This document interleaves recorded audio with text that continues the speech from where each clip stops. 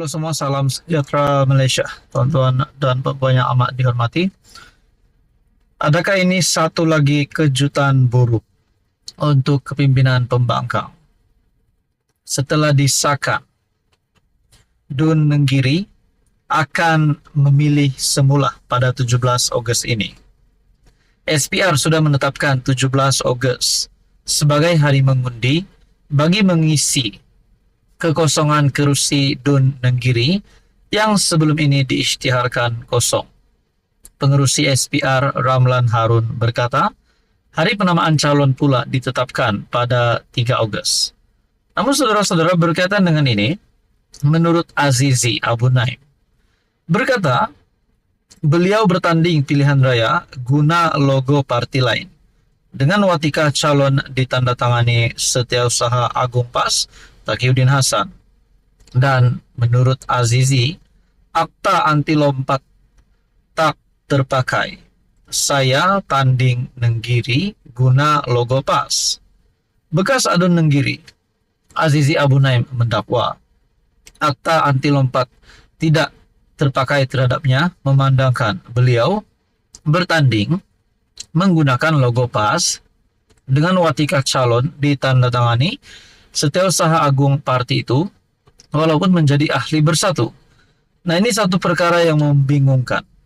Beliau bertanding di Nenggiri, adun Nenggiri, pada pilihan raya yang lepas atas bendera PAS. Namun, beliau bertanding menggunakan logo PAS dengan watika calon ditandatangani Setiausaha Agung parti, walaupun menjadi ahli bersatu.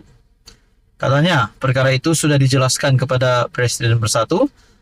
Muhyiddin Yassin memaklumkan telah berlaku kekhilafan terhadap tindakan parti ke atasnya, merujuk kepada terhenti keahlian kerana tidak patuh arahan parti. Memang jelas kita masa PRU 15 kita menggunakan logo PAS di kedua-dua pilihan raya, yaitu Parlimen, Azizi juga ahli Parlimen Gua Musang dan Dun. Terbaru saya bertanding untuk Dun, memang watika itu ditandatangani oleh Taqiyuddin selaku Setiausaha Agung PAS. Nah, adakah di sini terdapat satu peluang bagi Azizi supaya kerusi ataupun kerusi adun Nenggiri yang diperoleh beliau sekarang itu dibatalkan oleh SPR untuk dikosongkan? Nah, itu menjadi persoalan. Menurut artikel ini, kita tidak nampak langsung kenapa Bersatu menghantar notis kekosongan yang perlunya Speaker Negeri Muhammad Amar Abdullah untuk menerima notis tersebut, sedangkan saya berisytihar pada masa itu.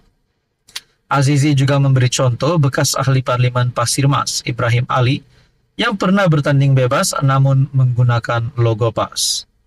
Jadi pada masa itu tidak ada parti. Jadi saya boleh pastikan, pada masa itu saya bukan Bersatu sebab saya menggunakan logo PAS. Azizi antara 6 MP dan adun yang keahlian mereka dihentikan Bersatu kerana mengisytiharkan sokongan kepada Anwar Ibrahim serta MB Selangor. Jadi saudara-saudara, berkaitan dengan isu ini, pasti satu lagi kejutan buruk untuk Muhyiddin, Bersatu dan kepimpinan pembangkang. Tapi kita tetap fokus pada PRK Dun Sungai Bakap pada masa akan datang. Nah, semoga ini tidak menjadi satu pembawaan negatif kepada pengundi-pengundi pembangkang di Dun Sungai Bakap. Takkanlah di Dun Sungai Bakap nanti kalah lagi, satu lagi keputusan yang pasti mengejutkan Muhyiddin Yassin. Jadi berkaitan dengan isu ini, apa komen Anda? Sekian saja, teruskan bersama di dalam channel ini. Halo semua, salam sejahtera Malaysia, tuan-tuan dan puan-puan yang amat dihormati semua. Satu lagi isu hangat berkaitan dengan isu pension dimasukkan ditukar kepada caruman KWSP. Nah, saudara-saudara, rupanya terdapat suara hati ataupun terdapat luahan hati daripada rakyat Malaysia yang mempunyai ataupun menerima pension yang lebih sedikit daripada adun yang hanya berkhidmat beberapa tahun. Nah, saudara-saudara, saya mendapat satu berita daripada mykmu.net. hampir semua mahu pencen MP ditukar ke caruman KWSP. Nah, persoalan yang pertama di sini, adakah semua ahli parlimen setuju pencen mereka ditukar kepada caruman KWSP? Dan yang kedua, persoalan yang kedua, adakah selepas ini Malaysia akan mendapat lebih banyak duit sekiranya pencen wakil-wakil rakyat ini digantikan kepada caruman KWSP? Hampir semua pencen MP ditukar ke caruman KWSP. Menurut tinjauan Makmal Berita Kini, sebanyak 96% daripada 8.035 responden setuju dengan cadangan ini. Sementara itu, 93% daripada 7.778 responden setuju dengan cadangan Perdana Menteri Anwar Ibrahim agar ahli parlimen hanya menerima satu pencen, walaupun mereka boleh menerima beberapa pencen melalui jawatan yang dipegang di peringkat persekutuan dan negeri. Respon yang diterima kali ini jauh lebih banyak berbanding tinjauan Makmal Berita Kini sebelum ini. Tinjauan ini sebahagian daripada laporan dua bahagian Makmal Berita Kini berkenaan jumlah pencen dan allowance yang boleh dinikmati ahli parlimen. Namun, ruangan komen laporan ini yang memerlukan pembaca untuk log masuk menerusi email. Suara Hati Pesara Kerajaan, seorang pembaca yang menyatakan dia berkhidmat sebagai penjawat awam selama 30 tahun dalam agensi tenaga, menyuarakan rasa kecewa kerana menerima pencen yang sedikit.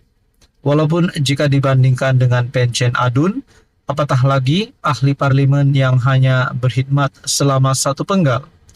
Saya berkhidmat dengan keringat, air mata dan sehingga tak tidur malam untuk menangani gangguan tenaga sebelum penswastaan agensi tenaga itu selama 30 tahun.